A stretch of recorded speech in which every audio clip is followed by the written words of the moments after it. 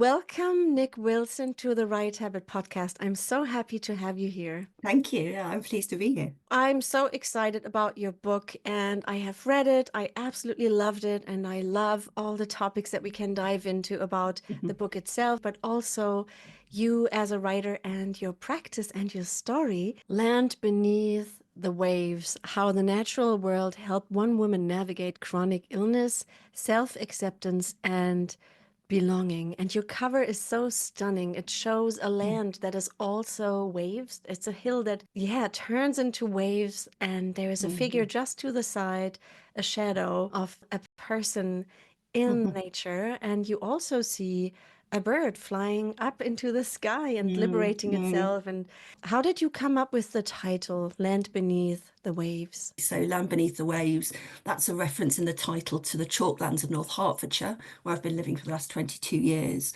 And obviously, the chalkland underneath our feet was once a shallow sea in the Cretaceous period. And so there's the sense that once this was sea and now it's land, and you don't quite know where the boundaries lie. And we've still got the aquifer underneath that we use for our drinking water, and that this comes up in the springs around me. And so I love this area of the fluidity and unpredictability of land. And I play on that in the book in terms of relating it to my own body and the unpredictability of, my health and that sort of thing. So Land Beneath the Waves really seemed to give me that significance and that symbolism that I wanted. Yeah, I love that.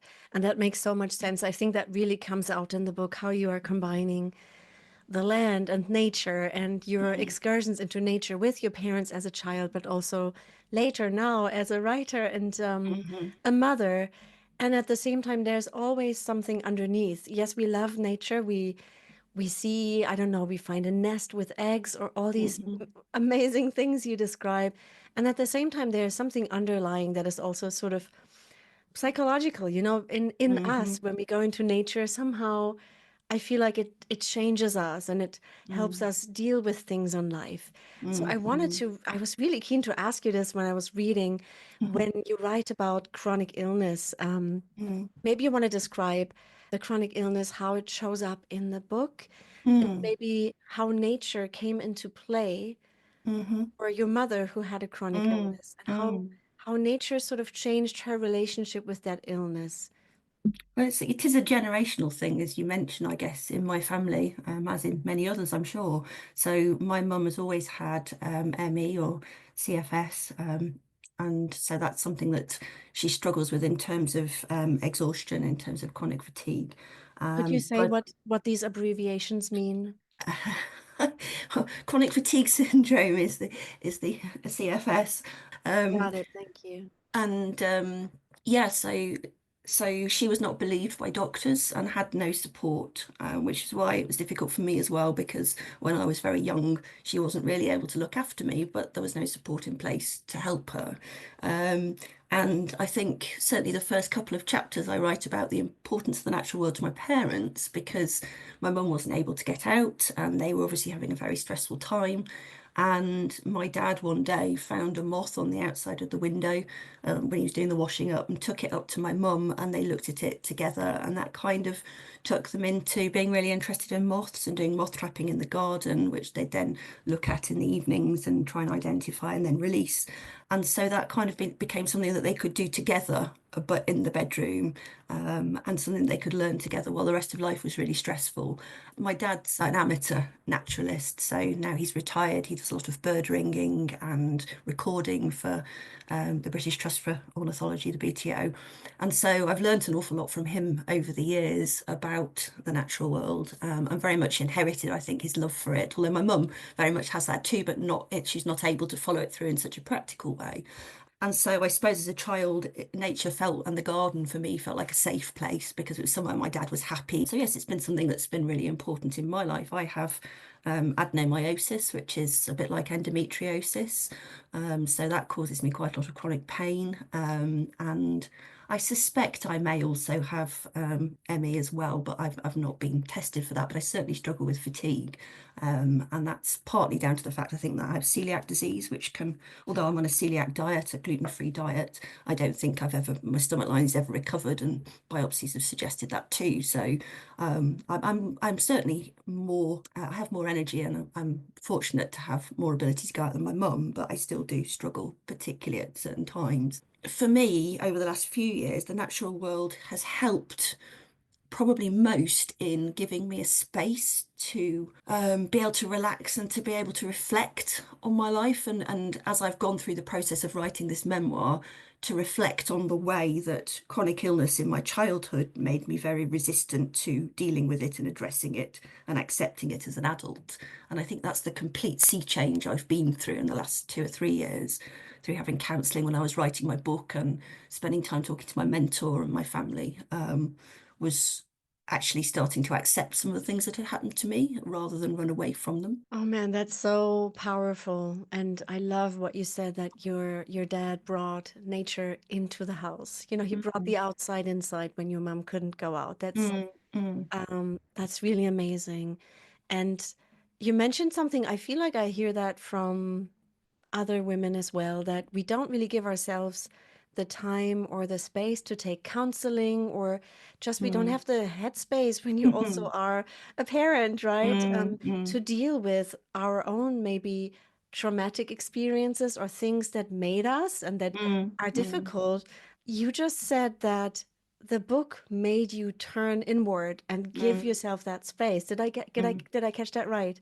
Yeah, I think so, because it was a real drive to put, once I started, a real drive to put my narrative on the page because I felt there was a story to be told, I suppose. And creatively, writing the book has been such a creative, exciting journey as well as being difficult at times that I was really sort of exulting in doing that writing. And I think if I hadn't been doing that, I wouldn't have had the bravery or the courage, I suppose, to have gone through the process. And I perhaps wouldn't have thought I was worth it, that I needed it. But when I started writing, it became quite obvious that this was going to be stressful and that I wasn't going to be able to do a good job of it unless I had counselling. So I suppose I started to do it for the book's sake, when really I should have done it for my own sake. And then by the end of it, was able to accept that really I had deserved it and I did need it, as we all do. I think I've gone from being somebody who saw counselling as something that would be quite challenging. Well, it is challenging, but that maybe I didn't need, to something that actually I think everybody would benefit from, irrespective of their experiences in life. 100%, 100%. Mm, I mm. absolutely agree on. I think everybody should probably have therapy. And I also think actually maybe everybody should write a book because that book has become a Yeah. healing journey for you. Not only do you understand your parents better and your love for nature and your relationship to chronic illness, but Mm, also the book, the writing of the book and the therapy that you brought in and the way how you show up for the book, but also in the world. It sounds like that was at the same time like a parallel healing journey. Does that sound mm. right to you or? No, it was, and I think I was very, very aware as I wrote it that I had to be careful that it wouldn't be a sort of cathartic, dump on the page that readers then had to sort of deal with later. But I think the conclusion, because I've been asked this question before about, and it's a perennial issue about writing memoir and the relationship between the reader and the page and the writer. And I think I came to the conclusion that the way to do it, certainly for me, was to try not to be a critic, try not to try to I was advised to write for myself, so I think I did the initial process not worrying too much about what was on the page but just getting a first draft down and then going back over then with the view of a reader and trying to decide what stayed and what didn't. You have to completely suspend that side of yourself because otherwise I don't think you give yourself the imaginative freedom to play and to try things and experiment, even if half of what you put down on the page is completely ridiculous and will never go anywhere. I really think it's valuable for having been on the page, even if it doesn't turn up. And I suppose, in a way, I think that's a good thing for writers because I think once that becomes part of your practice, then it gives you the freedom to play. And when I'm doing a workshop, I always entitle the exercises Playing with Words because I don't want people to think of it as something that has a right or wrong at that stage, but just something that's an experiment. Ah, that's such a clever way of seeing it rather than I'm sitting down to write my book and I'm Mm, creating the first mm, draft. to think of it as play. How did you do that in practice? Because I know that, you give workshops, Mm, you go mm, out in nature, you have, your children. So how did you manage to carve out that time to do the writing and not listen to the inner critic when it showed up? mhm. I think several things. I think one was once I started writing, it was a real compulsion, and there was no way I couldn't write it. And yes, it might have been in bits, and it might have been difficult. And I think the whole process took me 6 years from starting to write notes on the snippets to having the book kind of ready. But yeah, it was very definitely a compulsion, like it was when I started writing the blog. There was just all this creative energy that just had to come out, and boy, did I feel better once it was out. So there was that. I think having a really good mentor helped an awful lot with the sort of self-criticism. Having somebody that was further on in the journey than me and that I really admired saying, you need to not, you need to give yourself the freedom just to write stuff, and you need to try and be kinder to yourself in terms of looking at it initially. You need to write for yourself. I think I felt that very much with the book because I was pretty certain it would never go anywhere. And publishing a book is such a hard thing to do. And so I think I felt if I went into it wanting a book out of it, that I could end up being very, very disappointed at the end of the day. So I tried to go into it as much as I could as a learning exercise, a way of becoming a better writer, learning about how to write, and having a really interesting creative journey. And try to think of it as if, anybody read it at the end other than my own family, that was a bonus sort of thing. And I think again that gives you the freedom because I wasn't trying to write to a particular formula. If I wrote the book I wanted to write and it didn't sell, well, at least I'd written the book I wanted to write. I did have an editor fairly early on in the process of trying to get editors and an agent who I think may have taken the book had it been quite a different book without me in it, and wasn't prepared to do that because I didn't feel it would be the book that it was meant to be in my head anyway. Oh, I loved what you said about lowering the stakes while you're writing it, knowing that you Mm, can always mm, edit it later, right? With mm, help or, also mm, yourself. mm, And at the same time, you just said something. What was that? You said, I really wanted to write the book I want to write. And if no one mm, else read it, I would have mm, still written the book that mm, I wanted to mm. write. And that is so powerful. It definitely felt like a story that needed to be told and needed to be told whatever way it was. It felt like a very organic process to me.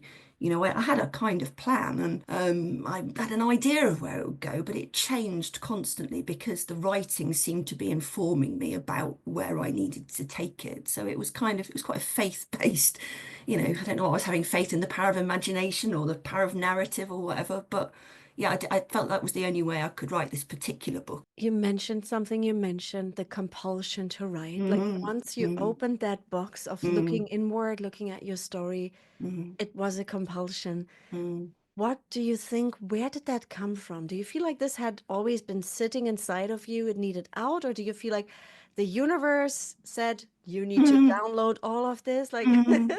what do you make Um, of this compulsion? Why did you really, really have to write this book? I'm always thinking in words. The reason I became an English teacher, I wasn't quite sure if I wanted to be a marine biologist or an English teacher, but in the end, I went down the English teacher route. And I think that's because I just found language so fascinating and the way that you can create meaning with different words and play about with them. So I find that endlessly interesting. So my mind's always kind of working on that anyway. So I think there's a compulsion in me to write and to be creative with language, whether that's as it was in the first 12 years, which was, using it to interact and hopefully inspire young people, or whether that's putting it on a page and creating some kind of a, written narrative. But I think also for this particular story, once I started down the path of trying to work out what had happened to me in my first 7 years and how that had affected me later, I couldn't have stopped really then doing that process because I was kind of on a journey like through the labyrinth that once you're in the labyrinth you've really got to get to the end before you can get out because there is no other way out. So I think that was part of the particular compulsion for this book. And you said in the book, in the very beginning of the book, you said it so beautifully that when you try to think about moments in your childhood to sort of bring together some ideas for the book, you felt there was a blank. There mm, wasn't really any memories there before the age of mm, 7, or maybe only a few snippets. And I've heard that from a few other writers who maybe have had a harder time in their early life.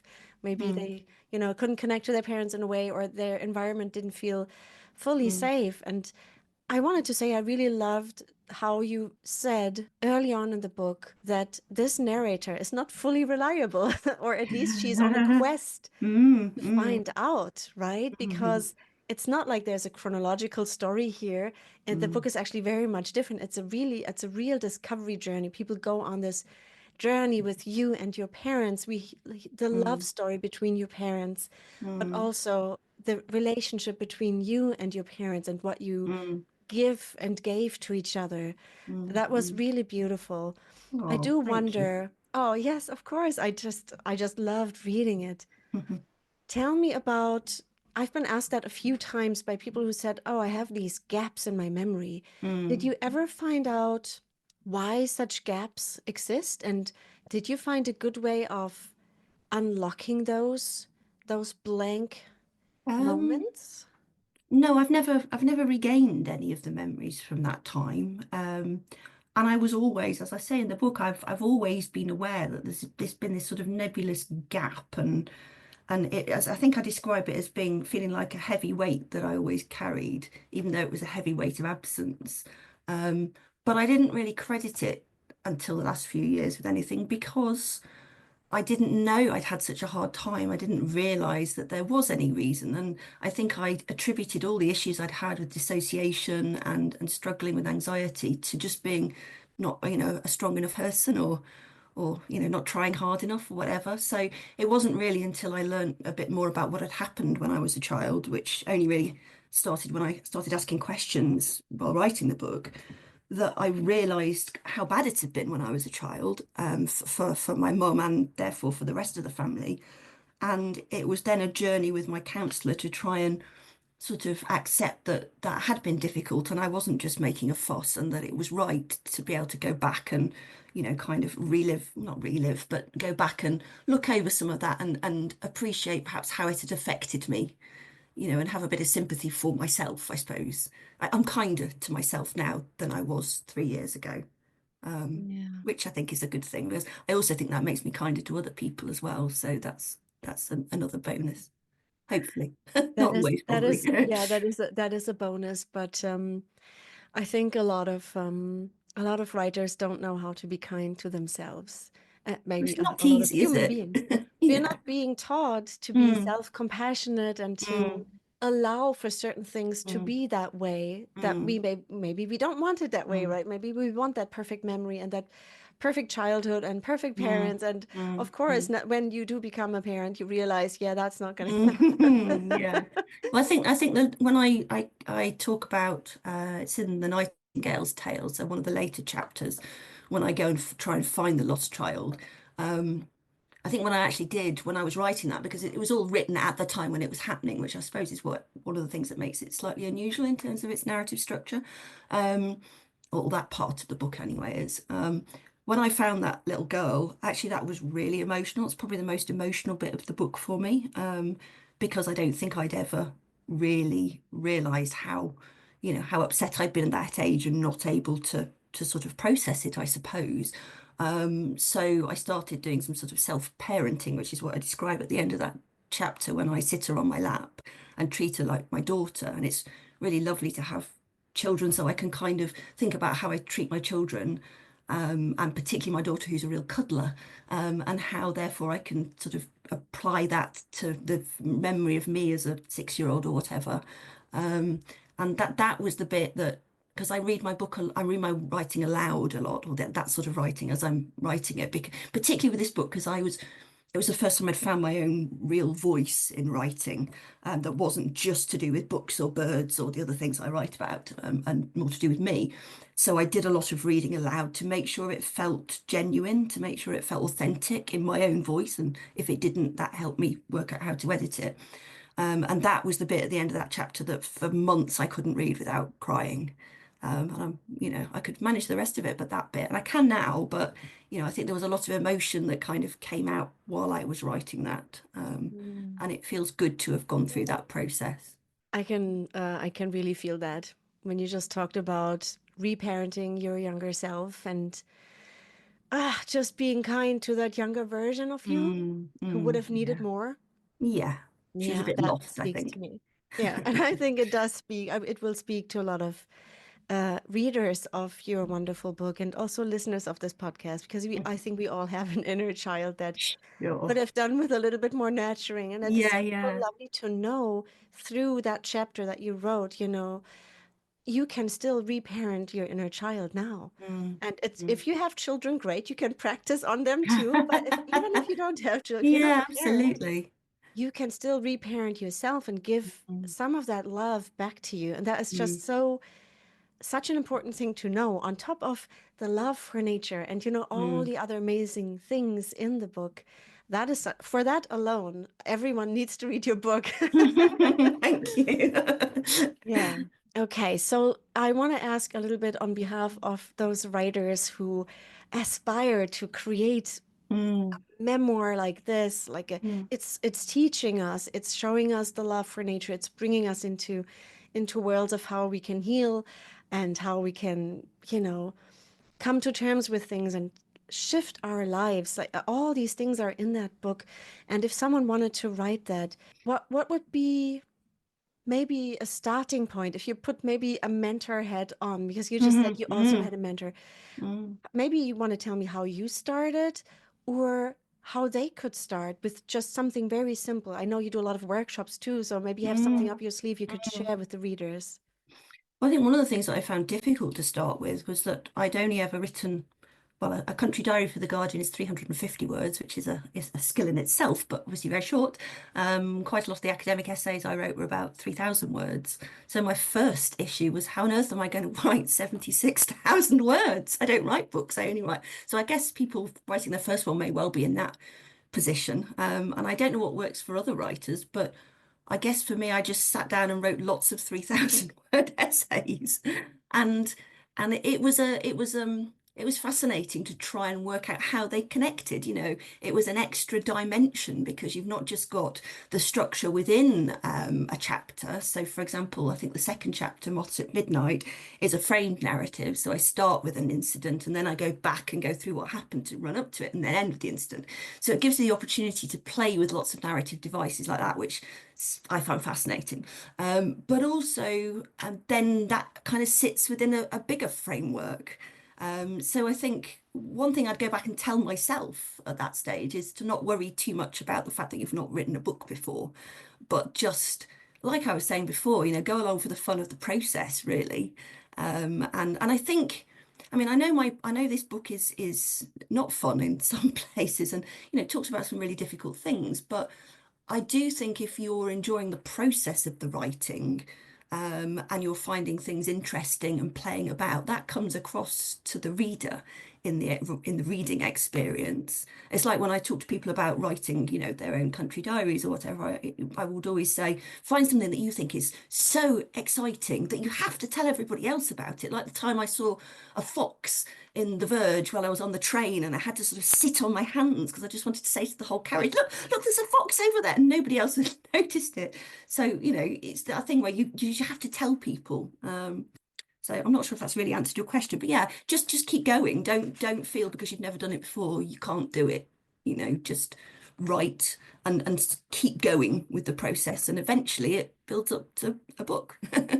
Yeah, yeah, I love that. And that is so simple. And, often I feel that writing is sort of gate kept by, you know, the big publishers and, Mm, mm, people with degrees. And you and I both have a writing degree, but mm, I know so many writers who don't, and they are still mm, able to pull from that inner drive and that playing and that just the trust absolutely. in themselves. I just want to write. Yeah. Let's see where that leads us. And that I think that is really key, And, because we can and easily overthink it. yeah, and different voices with people with different experiences are going to bring so many different things to a text. You certainly don't have to have an English background or a writing degree. You just want to, you have to have a desire to write, and an interesting, something interesting that you want to communicate, and then just go for it. And, we all start off with areas when we're writing that aren't as good, and you just keep practicing and listening to advice. I would say probably 80% of the advice that my mentor gave me, I agreed with. And I think, when you're in a position either as a mentor or a mentee where that's the case, then I think, something's going right then. Because I wouldn't want to agree with everything everybody suggested to me. But I do feel the majority of what people who I would respect say to me about my writing is well worth taking on board. And I kind of, I invite that sort of information because even if it's hard to take sometimes, it makes you a better writer, and that's the aim at the end of the day, I think. Yeah. Thank you. I think everyone listening will love hearing that and just feel like, okay, you know what? I have this topic. It's been in my head for a Mm, month, a year, mm, sometimes years. I'm just gonna start, and even if it's journaling around it, mm, get going, get going. And mm, that is really key. But I think also what's sometimes hard is once you've got, you had this exciting phase of starting mm, to then stick with it and bring it to the whole mm, 76,000 words. I mean, mhm, some books are slimmer, right? So some books are maybe mm, 40, mm. 50,000 if it's a novella or like a shorter, Yeah. nonfiction book. Mm, mm, For you, especially since you also do a lot of other things, you're mm, not just wearing the hat of a writer. You're not this privileged person who someone else is running the family and you have mhm. all the finances, right? Sort of like you are a working mom who is also writing a lot. Do you have a way of how you structure your time around everything else that you're doing that you might want to share? I'm not sure I structure it very well, to be fairly honest. It always makes me think of Nicola Chester's comment about writing in the margins or writing in the in between times. I think I write whatever, even if I don't think it's any good, because I know, I mean, particularly from my experiences of writing country diaries, which I do every month, I know that even if it starts off as something I'm not happy with, it's far better to have something on paper that I'm not happy with than nothing on paper.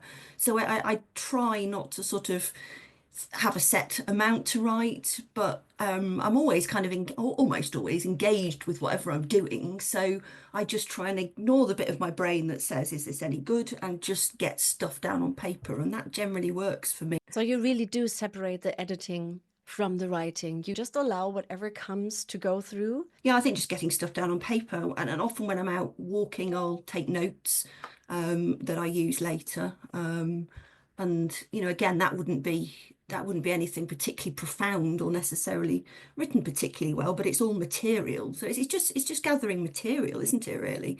And then when you've got all your materials, then you can decide what to do with them. And sometimes you might sit down and just write, sometimes I'd sit down and write a whole poem and it's just there, and I might do very little to it, or a scene. So it's not that I don't ever have times where that happens, but I think more often than not, writing is just about getting stuff down and then reassessing afterwards to see where it might take you. Do you still write when you have a burst of like an inflammation with, your gut, or you have maybe more of the exhaustion? Do you then still write, or do you feel like I'd rather take a pause? How do you deal with that? That because the body isn't always functioning Mm, exactly the way we mm, want it as a mm. writer. And I wonder how you deal with that. Do you get frustrated, or do you feel like I'm just gonna keep going gently? How do you do Well, I mean, that? there are periods where I'm not really doing that much creative writing as such. So there'll be times when I'm not doing it. But I think I'm fortunate that when I am in bed and not feeling great, actually writing is a distraction. So if I'm struggling with chronic pain and the doctors can't really give me any painkillers to help, so I have no recourse to getting rid of it. I can't think, oh well, I'll take something in half an hour, I'll feel better.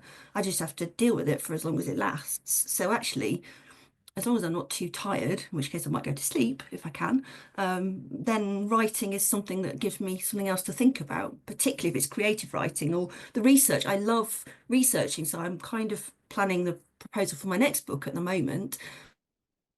And the first part of it's all to do with sound in nature. And I'm just loving.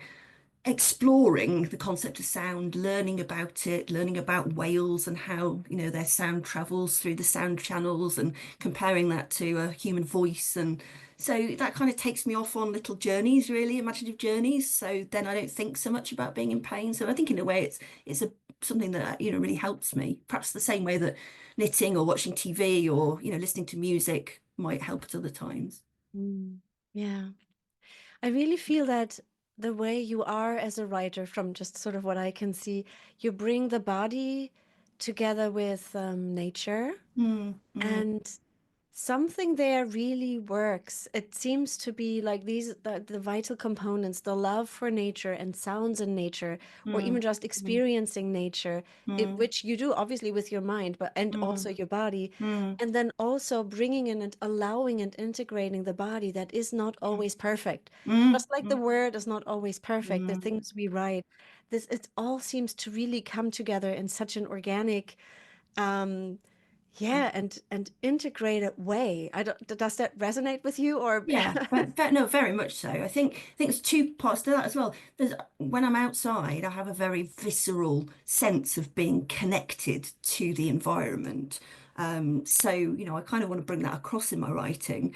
But also, there's a definite decision I made with this book once I was partway through it that I wanted to have the figure on the front cover in it, not just to be nature.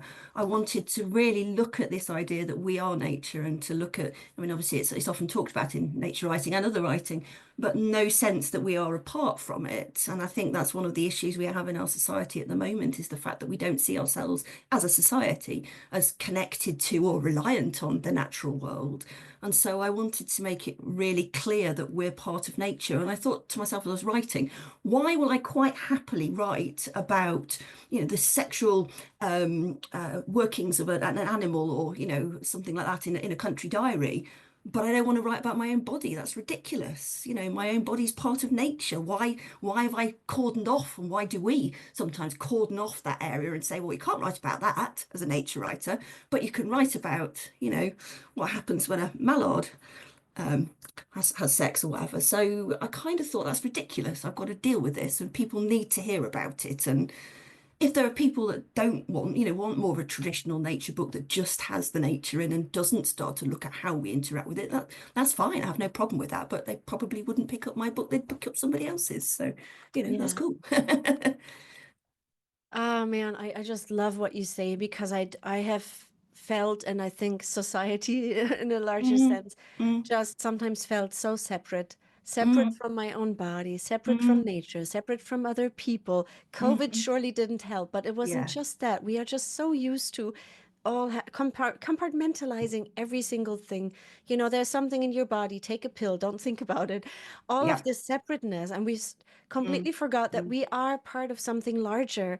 And yes, it could be mm, spiritual, part of a bigger consciousness, or it could simply be, I am part of nature. There is something bigger than me, that I'm a part of where mm, I belong. I might not belong to all the places, all the countries, all the nationalities, all the elite clubs, but I belong to something bigger. And that could be creativity, that could be nature, that could be, being with your body and expressing yourself. And I just, this is you said not, this book might not be for everybody. I do think it mm, is for everybody because this is mm. something we all Well, urgently yeah, need as yeah. humans.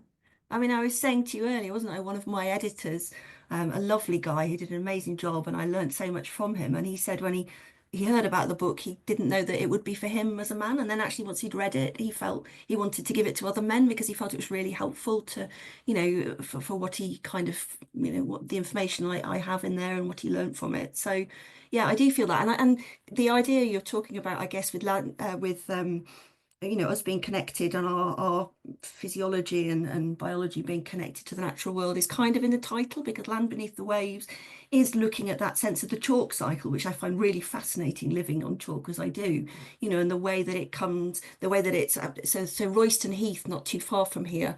And I went there a while ago, a couple of weeks ago, to see the pasque flowers, and it's one of the best displays of pasque flowers, certainly locally, but one of the best in the country, I think. And you're on 19 20 meters of chalk there.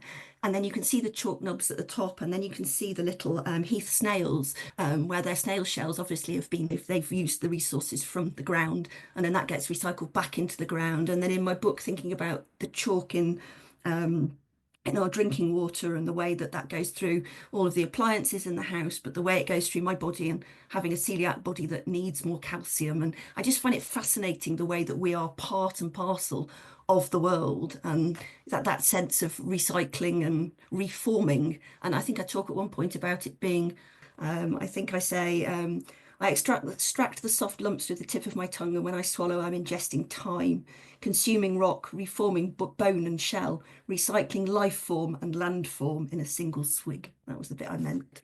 Yeah, life form and land form, that connection between us and place.